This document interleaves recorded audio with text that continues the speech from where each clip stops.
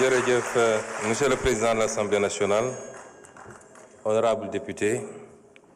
ñu ngi sant yàlla bi ñu mayee ñu teewaat fii ci daje bu am solo bii di daje askan wi di leen souhaiter yéen ñëpp kenn ku nekk ci diineem koorug jàmm koor gu ànd ak barke ak jàmm yàlla ñu nangu monsieur le président séance bi am na solo gis naa ni assemblée bi c'est presque au complet c'est une bonne chose pour la démocratie suñu vis-à-vis yi nag ba ñuy ñëw ci xare bi dañu yóbbal nee nañ cooki bi warul am koloj warul am kuntaaba nañ ko rafetal kon ñun ñëpp nañ ko rafetal donte weeru rafetal la ñu nekk loolu mooy démocratie ndax wax ju ñaaw amu fi place xam-xam moo fi am place loolu la ñu mus a woote ñun laaj nañu ci li jëm ci Maroc may dalal xel yi ni Maroc lañ ca war a def yépp def nañ ko son excellence président de la république li mu waroon def ak naataangoom def na ko man mii li ma waroon def ak sama naataango premier ministre bu Maroc def naa ko ministre des affaires étrangères def na li mu waroon def ba ci ministre de la justice ñu nemmeeku nag ni mbir mi dafa mel ni dafa weesu mbirum sport ndax mbir dañ koy wax ñu koy ñaawlu di ko naqarlu ndax diggante ñaari réew yi bu dee liñ ci wax moo ci am waroon na demee neneen ndax sport ak passion ñoo ànd ñoom réewut Maroc defe naa lu yàggul rek ci Jeux olympiques yi passé seeni supporters envoyé nañu ab stade fële ci France ba ñu arrêté match bi lu mat 2 heures de temps ba biñ koy reprendre en huis clos la woon te dégguma ñu ne tëj nañ leen fa ay kaso ay 1 an ak ay 6 mois mbir mi ni mu doxee rafetut ci diggante ñaari réew yu am relation yoo xam ne ñëpp xam nañ ko l'histoire retiendra parce que wóllëre koy fay foofu laa ci mën a yem la ca des nag nuñ koy gérer bu dee mbir mi niñ ko doxalee ba léegi dëppoowul ak li nga xam ne mooy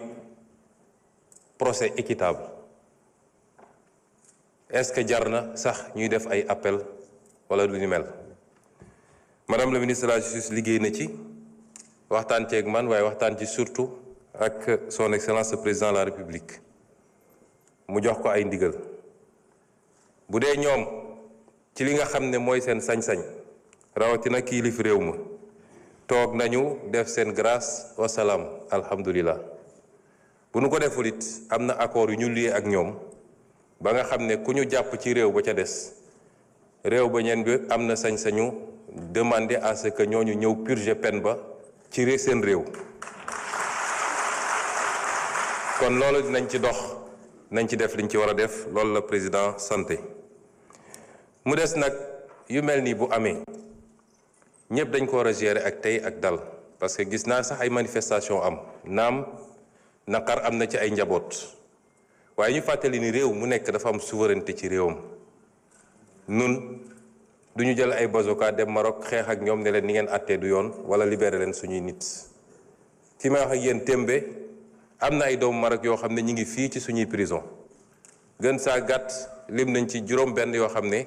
ñi ngi fii ci ay prison au Sénégal te waa Maroc mënuñu ñu forcer ñu baleen réew mu nekk dafa am souveraineté ñu nangul ko kon yooyu bu amee nañu xam ni ñi war a def nañu lu ñu war a def yépp te nañ ko continuer def bu soobee yàlla ñuy masaw nag famille yépp te ci liñ ci xam ñu ci bari ci ñoom ay borom kër lañu ci fan yi wala ci semaine bi dinaa yónnee ci turu gouvernement bi ay ndimbal ñu jàppale seeni njaboot ci weeru koor gi laaj nañu ci li jëm ci UCAD defe naa ministre wax na ci lim ci war a wax yépp waaye ma dellu si ci incident yi Sénégal léeg-léeg dañuy doxee émotion te réseaux sociaux yi xaw ko yóbbaale ma wax ni li xew UCAD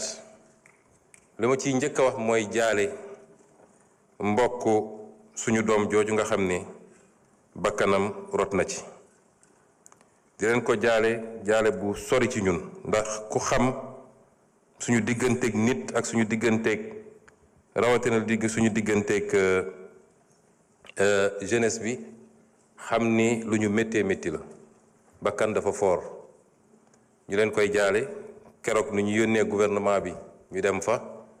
nun nii dinañ fa doxantu di ñaan yàlla yërëm ko te jéggal ko bu loolu weesoo nag réew dañ koy gérer ak beaucoup de retenue mais également avec beaucoup de sérénité ñun ay fan balaa mbir mi di am jot nañu ay bulletins de renseignement yu ñu wax lan doon lañu waaj biir université bi du étudiant yëpp nag lenn la te étudiant yu ndaw ndax mouvement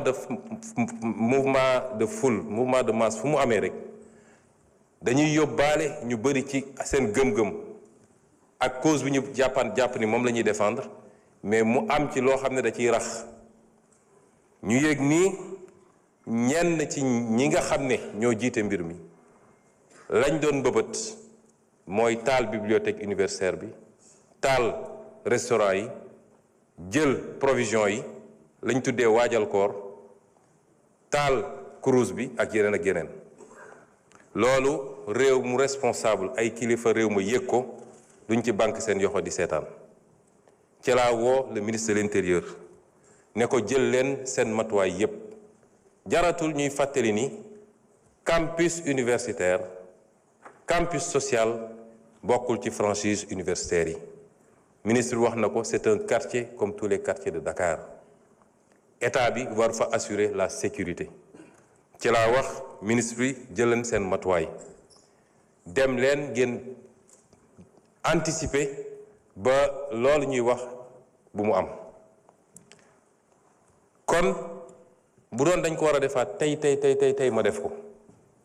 ndax duma seetaan ba ñu lakk lépp ñu ne nañu tabaxaat lépp loolu mooy suñu responsabilité rawatina nag su dee dañ ko teg ci revendication yoo xam ne ma wax ko waxaat ko fii étudiants yi suñuy rakk lañu suñuy doom lañu jàmm lañu séq ak ñoom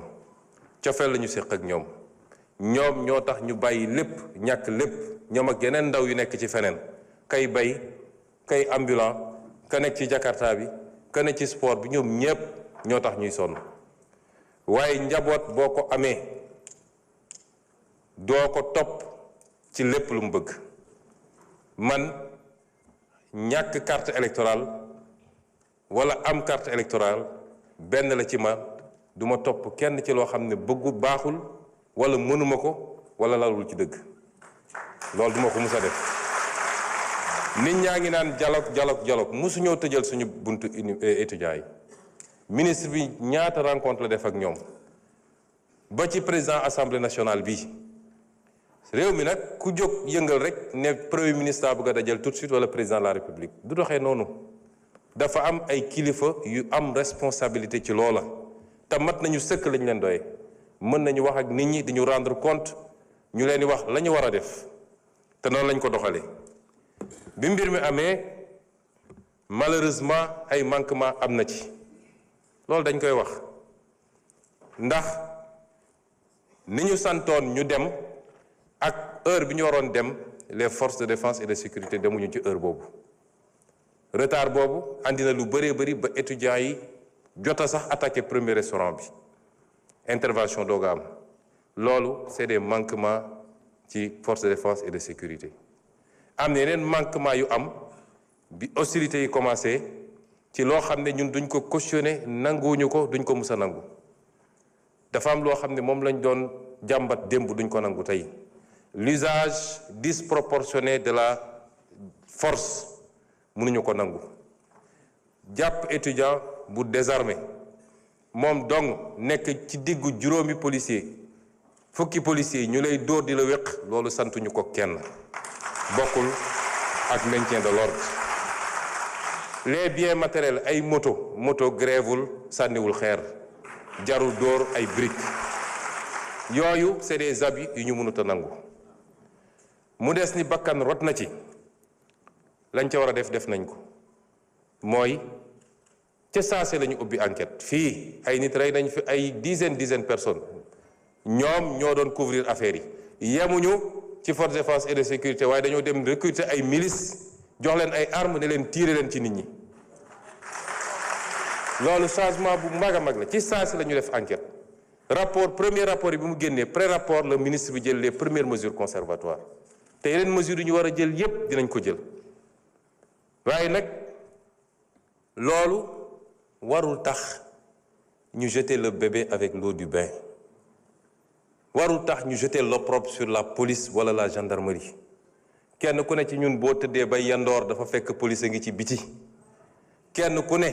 ñu ngi xeex drogue ñu ngi xeex tey ngóor jigéen gi ñu tudd gendarmerie moo ko def fële ci Kër Massar keneen ak keneen bi ñu ñëwee dañu ne foog ñu réformer l'administration civile comme militaire fépp am na ay taaram présidence de la république am na ay taaram primature am na ko finance am na ko justice am na ko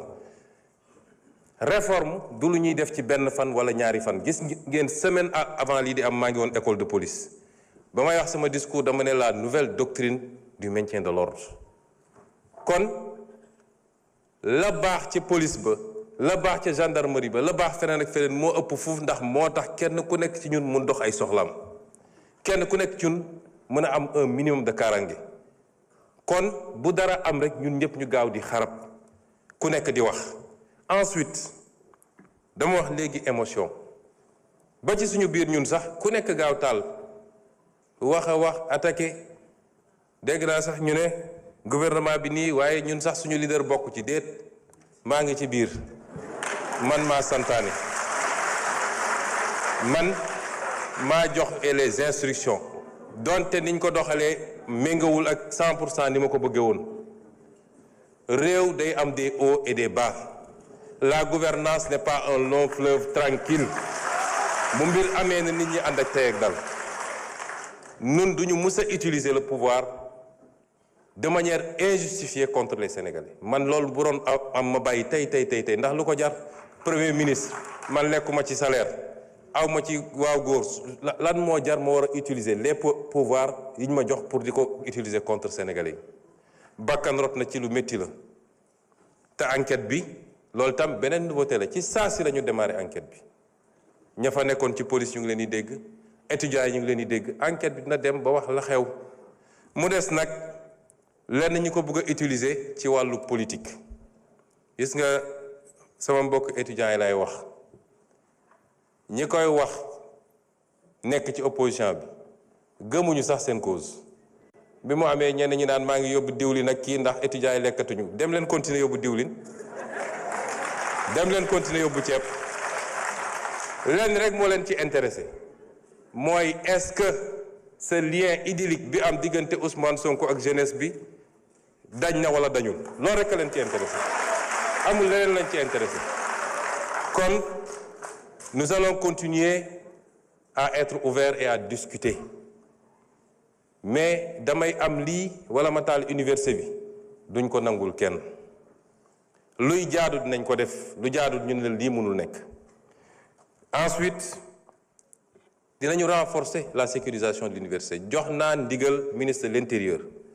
mu defal ma étude jox ma rapport sur la possibilité d'avoir un commissariat dans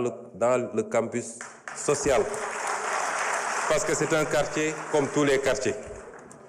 dinañu envisager aussi des mesures pour xool nu ñuy délocaliser soit l'université ou une partie de l'université parce que 25 000 étudiants nga bëgg leen parquer fii loolu dina jafe le ministre de l'économie ak le ministre de l'enseignement supérieur ñu ngi ciy liggéey ci des modèles yoo xam ne amaana du coûter dara état bi te dinañu xool su dul université bi yëpp yenn amphi ñu délocaliser leen dans de meilleures conditions de travail mais les réformes qu'il faut faire pour que l'université ne meure pas pour que l'université continue à être une université performante pour que les étudiants puissent étudier dans les meilleures conditions dinañ ko def la ca des nag état bi dina jël matuwaayam xale boo xam ne jàng rek moo la tax a jóg te bëgg ngaa jàng def sa ñeenti at jóge ci université bi boo ñëwee di nga jàng weer wu dee di nga jot sa bourse nañ la subventionné nga lekk fukki dërëm nga ndékki 150 nga añ ba suur loolu état bi dina ko continuer garantir aux étudiants dans les meilleures conditions. mu des nag la ñu wax ci mbirum góor jigéen defe naa ñaar ñi ci wax kenn ki moom il est téméraire waaye du ma ko tontu je parle aux Sénégalais démb saisir naa moi-même le président de l'Assemblée nationale pour transmettre ko le projet de loi. C'est le premier projet de loi que je porte moi-même et je l'assume.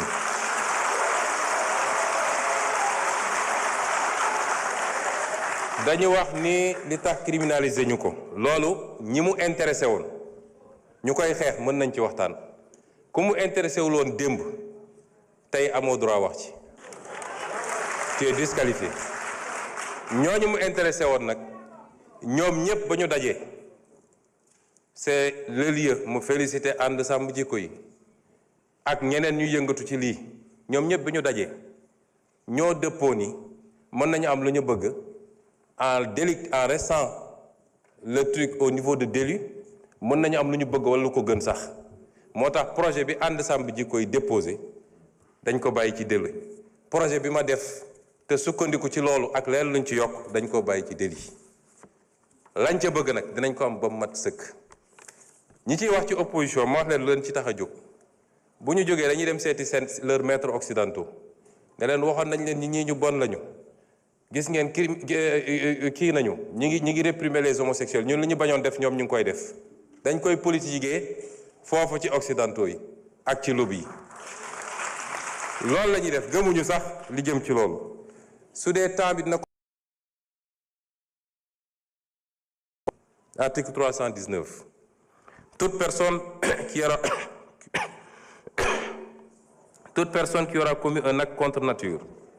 sera punie d'un emprisonnement de 5 à 10 ans donc et d'une amende de 2 millions à 10 millions de francs loolu la ñu wax sans préjudice des autres peines. Si l'acte est commis avec un mineur, le maximum de la peine sera prononcé. Le juge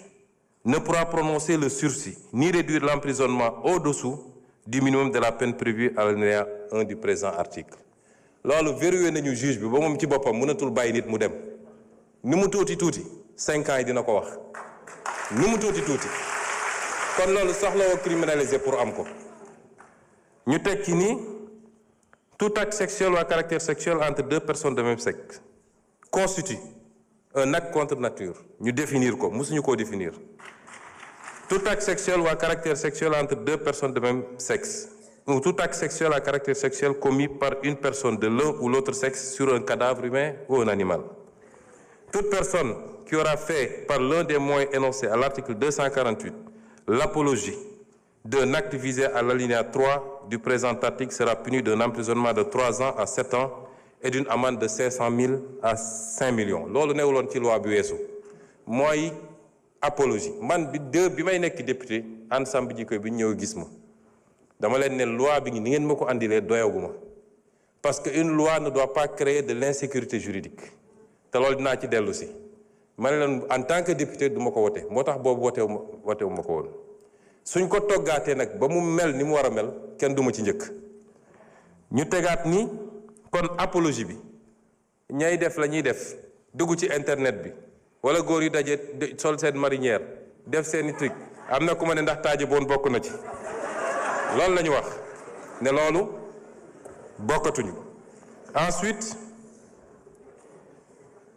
ñu ne constitue l'apologie d'un acte contre nature toute représentation publique par la parole, l'écrit, l'image, le geste, le son ou par tout autre procédé quelconque tendant à promouvoir l'homosexualité, la bisexualité, la transsexualité, la zoophilie, la nécrophilie ou toute autre pratique assimilée. foofu dañu am nañu jàpp ne dañoo def dugal ci ay détails homosexualité dafa ëmb lépp bu dee bu jigéen bi la ñuy wax lesbianisme bu dee bu góor ñu ne gay wala xam lan donc su ñu nee homosexualité yóbbu na loolu yépp ñu ne toute personne qui aura financé ou appuyé le financement mosu cee bokk parce que xam nañ ni li gën a aggraver affaire bi mooy xaalis bu bëri bi ci gars yi di distribuer ci la ñuy appatee xale yu bëri ba ñooñu mujj nekk nag ay habitués li ñu wax ci feebar bi beneen affaire la et yeneen loi ñoo ko criminaliser yeneen loi ñoo ko pénaliser kuy transmettre feebar volontairement am na yeneen loi yu ko pénaliser loolu du rek diggante ñi ñuy tuddee borom ñaari tur yi waaye diggante hétérosexuel sax nit mun na dem di transmettre volontairement moo xam góor la moo tax jigéen la moo tax il faut ñu détacher ko ñu ne donc toute personne qui aura financé ou appuyé par quelque moyen que ce soit une personne, un groupe ou une activité en vue de promouvoir ou de magnifier l'homosexualité, la bisexualité, la transsexualité, la zoophilie, la nécrophilie ou toute autre pratique assimilée sera punie des peines prévues à l'alinéa 5 du présent article. Toutefois, n'entre pas dans le champ d'application du présent article les actes accomplis par les structures et organisations de santé dûment agréées dans le cadre des politiques de santé. loolu tam dafa am ñoo xam ne seen liggéey ci loolu la màcc ñooñu mënuñ leen boole ci loi bi may profité nag di wax ak nit ñi li xew ci réew mi rafetul nekk di génne ay bulletins de santé jàmbur le statut sérologique des gens ñooñu léeg-léeg dañoo am njaboot seeni doom ñemeetuñu dem école ce qui se passe dans ce pays-là est inadmissible. Instruction, secret de l'instruction amatul diggante enquête bi parquet juge d'instruction tous les PV sont dans la rue kan moo jox nit sañ-sañ mu ne diw am na cancer wala am na sida wala am na lii et ça ana procureur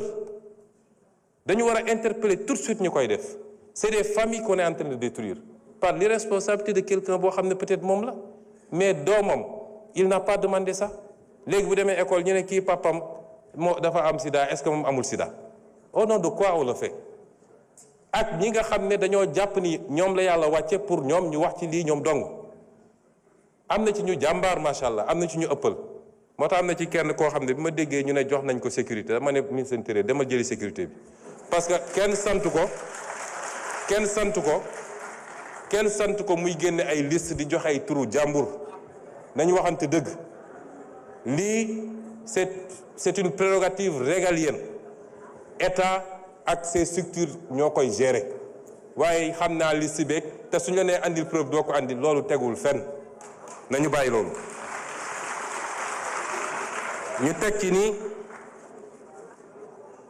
ñu teg ci ni les personnes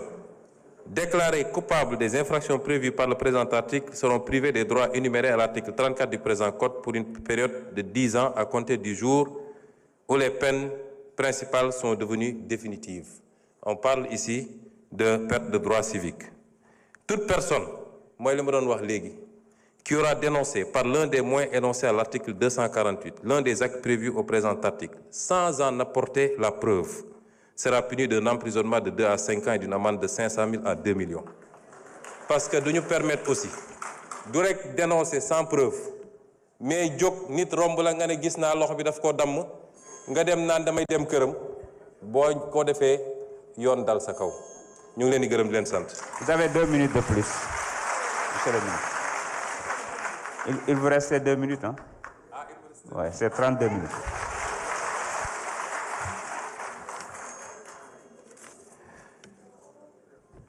kon li ma ci wax léegi rek dafa am loo xam ne nag bu ko ab réew bëggee parce que lii réew mi yépp jàngu bi jullit ñi ba ci bois sacré bi ñépp a ci daje ñépp a ci dëppoo ay at ñu koy wax ay nit ŋànk fi réew mi ne duñ ko def président bi fi jógee dafa musa taxaw ñu laaj ko ci tubaab bi mu ne c'est un fait de société ci laa ne woon c'est pas un fait de société parce que boo ko delloo ci société bi régleel ko boppam mooy ku nekk jóg ne maa ngi koy faji la société c'est l'État avant tout donc État bi moo war a jël responsabilité te bañ cee ragal nag te loolu ma ciy lancer un appel aux Sénégalais bañ koy présenté keroog ci benn bërëb dafa am kenn ci kilifa yu ñuy liggéeyal ne le moment n'est pas bon ndax lii ñoom seen lobby dañoo am doole ak fi ñu toll nii mun nañu dem ci FMI ci fii dégg nga maam def seen lobbying affaire yi ma ne ko ana yàlla ana peuple sénégalais waaye nag peuple boobu laay waxal ku ñaan am ay dirigeants yu souverain ñeme li ñuy def jiital seen réew da ngay ni def bloc derrière ces dirigeants là parce que fu la àdduna yépp songe wala ñu joxoñ la sa réew bu takkoo sa gannaaw rek dara mënul am lu dul ndam rek kon ñu ngi leen di gërëm di leen sant. Merci beaucoup. La parole est à notre collègue Fatma Mbodj. Fodé Mané se prépare.